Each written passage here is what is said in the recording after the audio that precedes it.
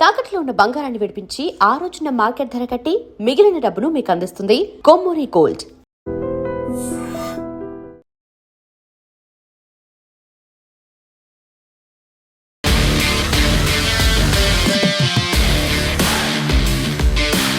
నమస్తే, welcome to iDream weekend update with Kavitha. మనతో పాటుగా ఉన్నారు foundation for democratic reforms founder doctor Jayaprakash Narayana garu. Hello sir, నమస్తే. నమస్తే కవిత. సో భారతదేశానికి సంబంధించి జనాభా విషయంలో అసదుద్దీన్ ఓవైసీకి అలాగే బీజేపీ లీడర్ నవనీత్ రాణాకి మధ్యలో ఒక ఆసక్తికర చర్చ సార్. 6 మంది పిల్లలు ఓవైసీకి ఉన్నారు, కావాలంటే మీరు 4 కనండి, 8 మందిని కనండి, ఎవరు ఆపేస్తున్నారు అనేది. ముస్లిం జనాభా విపరీతంగా పెరిగిపోతుంది కాబట్టి హిందువులు కూడా ఉన్నారా పిల్లలు? 6 ఆయనే చెప్పాడు సార్. 5 కూతుళ్ళు, ఒక అబ్బాయి ఉన్నాడంట. సో నాకు 6 ఉన్నారు, మీరు కనండి అనే మాట.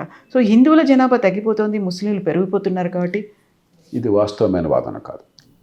గణాంకాలు ఏం చెప్తున్నాయంటే గత 30-40 ఏళ్ళుగా మీరు చూస్తే ప్రతి వర్గంలో మతం చూస్తే హిందువులు, ముసల్మాన్లు, క్రైస్తవులు, పారసీకులు, బౌద్ధులు, జైనులు కావచ్చు, సిక్కులు కావచ్చు, ప్రాంతాలు కావచ్చు, ఉత్తరాది దక్షిణాది, ఈ రాష్ట్రం ఆ రాష్ట్రం కావచ్చు, కులాలు కావచ్చు, సోకాళ్ళు అగ్ర కులాలు, మధ్య వ్యవసాయ కులాలు, లేకపోతే బలహీన వర్గాలు, దళితులు కావచ్చు, ప్రతి వర్గంలో జననాల రేటు తగ్గుతున్నారు. ఫెర్టిలిటీ రేట్ అంటాం, అంటే ఒక మహిళ తన సంతానోత్పత్తి కాలంలో సగటున ఎంతమంది పిల్లల్ని కంటుందని చెప్పి ఫెర్టిలిటీ, టోటల్ ఫెర్టిలిటీ రేట్ అంటాం. అది తగ్గుతుంది క్రమక్రమంగా. దేశం మొత్తంలో అది 2 కంటే తక్కువగా పడిపోయింది. 2.1 కనుక ఉంటే ఒక మహిళ తన జీవితకాలంలో 2 పిల్లలు, 2.1 పిల్లలు, 2 సరిపోతారు మామూలుగా, అంటే కొంతమంది చనిపోతారు కాబట్టి 2.1 ఉంటే సమాజంలో అసలు జనాభా స్థిరంగా ఉంటుంది. అంతకంటే తగ్గితే వెంటనే కాకపోయినా కాలక్రమేణా జనాభా తగ్గుతుంది. అంతకంటే ఎక్కువ ఉంటే జనాభా పెరుగుతూ ఉంటుంది. మనం దేశం మొత్తంగా చూస్తే 2 కంటే తగ్గాం. కొన్ని రాష్ట్రాల్లో, బీహార్లో ఇంకా ఇప్పటికీ 2.9 ఎంత ఉంది, కానీ తగ్గుతుంది.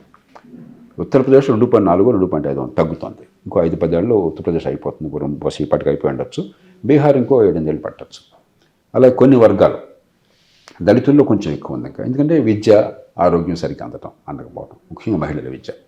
ముస్లింలో కొంచెం ఎక్కువ ఉంది, కానీ ఆ వర్గాల్లో కూడా తగ్గుతోంది గతం కంటే. అన్ని కుటుంబాలు ఒకే స్థాయిలో లేరు. ఒకే కులంలోనూ ఒకే మతంలో కూడా కొన్ని కుటుంబాలలో విద్య కొంచెం ముందు చూపు, కొన్ని కుటుంబాల్లో కొంచెం సమయం పడుతుంది. కాబట్టి ఆ తేడాలు ఉంటాయి. కానీ మొత్తం మీద సమాజం అంతా కూడా అన్ని వర్గాలు ఒకే మార్గానికి వెళ్తున్నాయి. ఒకప్పుడు జనాభా సమస్య దేశాన్ని కబళించేస్తుందని మేమంతా భయపడేవాళ్ళం. 1970ల దశకంలో ఒక వైద్య విద్యార్థిగా నాకు నిద్ర పెట్టేది కాదు. పీడకలు వచ్చాయి, ఈ దేశం ఏమైపోతుంది జనాభా అని చెప్పాను. ఈవేళ కొన్ని పొరపాట్ల మధ్యలో చేసినా కూడా దేశంలో మనం చేసిన కొన్ని ఏర్పాట్ల వల్ల ఈ తగ్గుముఖం పడుతుంది. కానీ సమాజం అన్ని వర్గాలు ఒకే స్థాయిలో లేవు, కొంచెం వెనక ముందు ఉంటుంది. అంచేత కొంతమంది ఏమైనా భయపడుతున్నారంటే, ముస్లింలు 8 మంది పిల్లల్ని కంటున్నారు, ఒక్కొక్క 4 మహిళలను పెళ్లి చేసుకుంటున్నారు, వాళ్ళు ఇంతమంది పిల్లల్ని కడితే వాళ్ళ జనాభా పెరిగిపోయి ముస్లింల జనాభా మెజారిటీ అవుతుంది. ఇవన్నీ అవాస్తవాలు. నిజమే, ముస్లిం పర్సనల్ లాలో బహుభార్యాత్వం ఉన్నమాట వాస్తవమే. దానికి చట్టాన్ని ట్రిపుల్ తలాక్ తీసేశారు. మరి బహుభార్యాత్వం నాకు ఏమవుతుందో తెలియదు. రేపొద్దున యూనిఫామ్ సివిల్ కోడ్ అంటున్నారు 2 విషయాల్లో. కానీ అవి లేకున్నా కూడా ఒక మగవాడు ముస్లిం 4 ఆడవాళ్ళని పెళ్లి చేసే అవకాశం లేదు. మగవాళ్ళు ఎంతమంది ఉంటారు, ఆడవాళ్ళు ఎంతమంది ఉంటారు. ఇది ఊరికే మన ఊహాజనితమైనటువంటి సమస్య. కాబట్టి ముస్లింలు భయంకరంగా పెరిగిపోతున్న ఆధారాలు లేవు. నిందాక చెప్పినట్టుగా జనాల రేటు కొంచెం మిగతా వాళ్ళకంటే కొంచెం ఎక్కువ ఉంది, కానీ తగ్గుముఖం పడుతుంది, కాస్త వెనక ముందు అంతే. ఈ అపోహల వల్ల వచ్చిన సమస్యలు ఇవన్నీ కూడా. నేను నిశ్చయంగా చెప్తున్నాను, ముస్లిం జనాభా ఈవేళ 15% ఎంత ఉంది, స్వతంత్ర రోజుల్లో 11% ఉంది, 4% పెరిగిన. కానీ మిగతా జనాభాతో పోలిస్తే ముస్లిం జనాభా కొంచెం ఎక్కువ పెరిగింది అన్నమాట వాస్తవం. ఆ 15-16 ఆగిపోతుంది, ఇక ఎంతకంటే పెరగదు. ఎట్టి పరిస్థితుల్లో 20 కడదు, 100 ఏళ్ళు గడిచినా కూడా.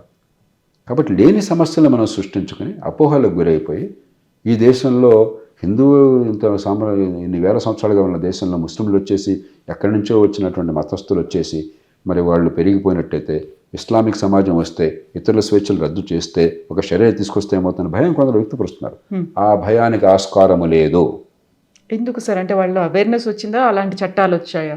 చట్టం కాదు, మనకి కాస్త చదువు, కాస్త ఆదాయం పెరిగాక పిల్లలు అదే పని కళను కోరుకోవట్లేదు. అసలు చాలామంది యువత పెళ్ళొద్దు అనుకుంటున్నారు. పిల్లలు వద్దనుకుంటున్నారు పెళ్ళి ఉంటే, పిల్లల భారం అనుకుంటున్నారు మంచికో చెడుకో.